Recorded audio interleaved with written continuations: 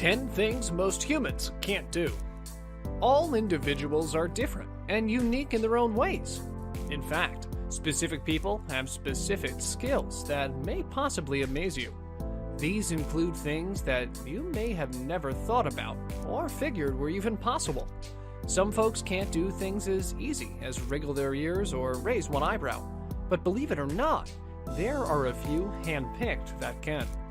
We found some amazing bodily functions that most individuals just can't do. Now keep in mind, we did say most for a reason. So, just subscribe to our channel and we'll get right on with it. The weird gleeking trend. Gleeking is the hottest and most recent trend. All the teens are doing it. It's way better than planking and twerking, and even better than the moonwalk. Gleeking is the term for when you project saliva from the submandibular gland after compacting it with your tongue. Did you catch that? This means that you encourage the saliva glands underneath your tongue to spit an intense jet of saliva, basically like a camel. Occasionally, this happens by accident when you yawn, or when you're being operated on at the dentist. But doing it intentionally and at will is a talent very few possess. It involves dedication and tongue agility. Some people say gleeking is easier to do after sweet or flavorful candy. If you consider the word gleek is some newfangled internet term, it might interest you to learn that gleeking has been around for decades. There are even various Shakespeare plays that feature the word. It appeared in Shakespeare's A Midsummer Night's Dream. A character named Bottom says, "Nay, I can gleek upon occasion." Of course, it might have meant something totally different there, but Shakespeare is still down with the teens. Nose twitching. Even though this is on the more common side of things, not every person has the skill to wiggle or twitch their nose, like the iconic character Samantha did each time she performed on screen in the show Bewitched. Specific people have trouble flaring their nostrils for the same purpose. But as with numerous items on this list, it's something that can be learned. Worth doing too, as it's pretty attractive and an endearing tiny trick. Actually, it looks adorable when rabbits do it. Talking of the classic show Bewitched, here's some fun trivia. Elizabeth Montgomery, the actress who played Samantha, got so tired of fans requesting her to twitch her nose that she rejected to do it when the series had ended. Well, she may still get nightmares about being hunted by giant twitching noses. If you ever wanted to jiggle your nose like Samantha Stevens, you may have been less than successful. Even Elizabeth Montgomery just moved her lip to give the impression of twitching her nose. Though, there are people who are gifted to twitch their nose without being a witch. You can even train yourself to twitch your nose, beginning with twitching the nostrils. Licking your elbow. Your tongue and elbow are terrible lovers who very much want to be together, but cannot because of their harsh parents. Your mouth and arm won't let them. It's just about unmanageable for the majority of people to lick their elbows. Go ahead, try to do it now. Make sure you're alone though, or you might be committed. Actually, there are ways that can be learned to get around this, but most require you to have been blessed with a particularly small upper arm or a strangely long tongue. Guinness World Records staff get 5 claims a day from individuals who think they're extraordinary because they can lick their elbows. For the majority of people, though, elbows and saliva are predestined never to meet. Tickling yourself. We all have sensitive spots that loved ones and friends love to zero in on. Being tickled makes us laugh, wriggle, and occasionally pee a little.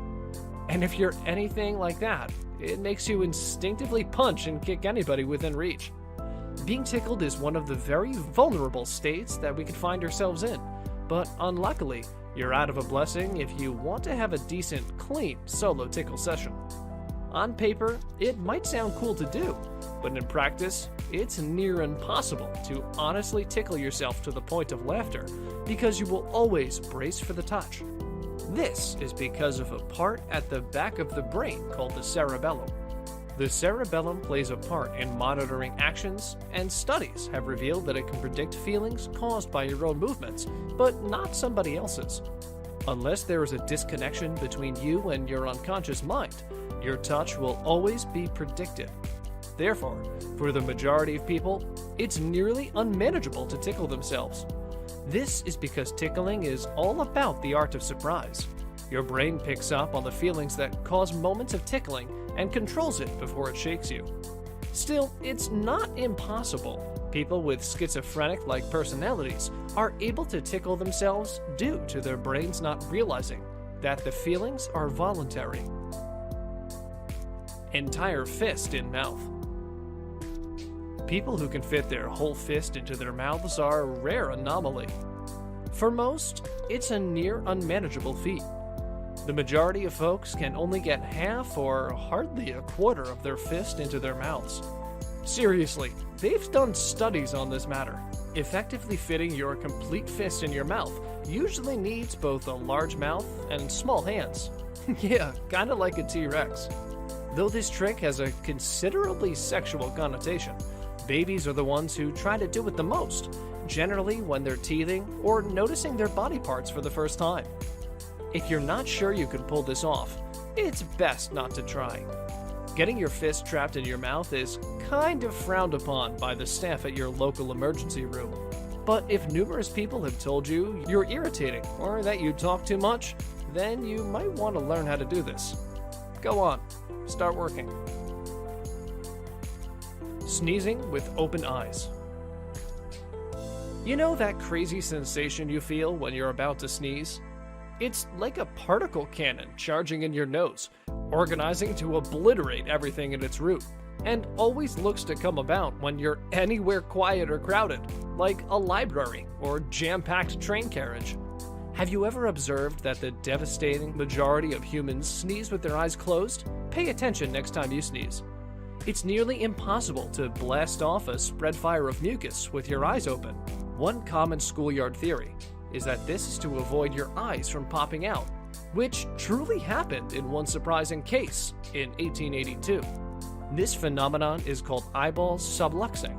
Most experts believe our eyes clamp shut during a sneeze because of an instinctive reflex sent from the sneeze center of our brains. This might be the body's way of averting germs from entering the eye. Thanks, brain. You're always watching out for us. Touching your nose with your tongue. Have you ever tried touching your chin or your nose with your tongue? Many have, and it's a lot harder than you'd imagine. It's thought that only 10% of people can do this act, which is known as Gorlin sign in the medical domain. In some cases, it can indicate connective tissue disorder, but if you can do it, put it on all of your resumes and dating profiles. You're one extremely sought-after human being. Gene Simmons of Kiss had no difficulty with this trick, which led to gossip he'd had a cow's tongue grafted onto his own. In reality, Mother Nature had just gifted him with a super long tongue, and he did what anybody else would do. Leveraged it to turn into an international rock star. Tricks of the tongue. Folding your tongue in half is rather usual, but not every individual on Earth can do it. Some people are skilled in doing even weird tricks with their tongue. This can consist of folding your tongue into thirds. How about these? Can you roll or split your tongue? Perform a reverse T? Flip your tongue 180 degrees? Or make figures like a spaceship or a cloverleaf? These bizarre manipulations of our most flexible organ are a pretty straightforward party trick. We're sure Tony Hawk did them earlier, picking up his first skateboard. These all involve muscle control and tongue dexterity. Some claim that they're inherited traits, though this is seriously debated. Around 75% of people can roll their tongues, but inheritances aren't the only factor, as some case studies show kids who can manipulate their tongues born from parents who couldn't. Whatsoever the mysterious source of these tricks is, they are quite exciting. Only the hardcore should try them though, as they come with pretty serious danger of tongue cramping. Wiggling of ears. Are you in the minority of individuals who can wiggle their ears? Some can do it, but only in conjunction with raising their eyebrows, which is a good way to make everybody think you're constipated. According to a 2006 ear wiggling study, the mechanism behind ear activities is amazingly sophisticated.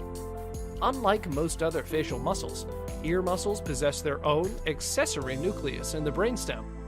This is essentially the control area for muscle function. Comparing to bats and cats, this nucleus is small in humans, which is why the majority of us find controlling our ears such a challenge. But those who are not gifted with natural ear wiggling talents should not despair. With practice, it's possible to train yourself to do it. Isolate your ear wiggling muscles, and in no time, you'll become the next ear wiggling YouTube sensation.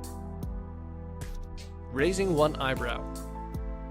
Raising your eyebrows encouragingly or in bewilderment is one amazing life skill. Practically everyone can raise both eyebrows, but only a portion of people can raise one at a time, without moving the other at all. Those with the control to manipulate a single brow can generally only do it with one of our two eyebrows. However, with repetition, you can build up the link between your nerves and muscles and be angling eyebrows with the best of them. It's believed raising your eyebrows is an evolutionary trait, as chimpanzees, baboons, and capuchin monkeys raise their eyebrows as a warning gesture. Not everyone has the same capabilities, and frankly, that's a good thing. It allows us to complement each other, help each other out, and equally enrich one another. And actually, it's kind of the same thing. We're not all gifted with contortionist-style flexibility, double-jointedness, or an instinctive sense of rhythm, though some folks seem more gifted than others and have capabilities that 99% of us simply can't do. Find out if you're one of the exceptional 1%. Do you know of any other uncommon abilities, or do you have any unusual capabilities yourself? Let us know in the comment section below, and don't forget to subscribe to our channel for more interesting videos. And as always, thanks for watching.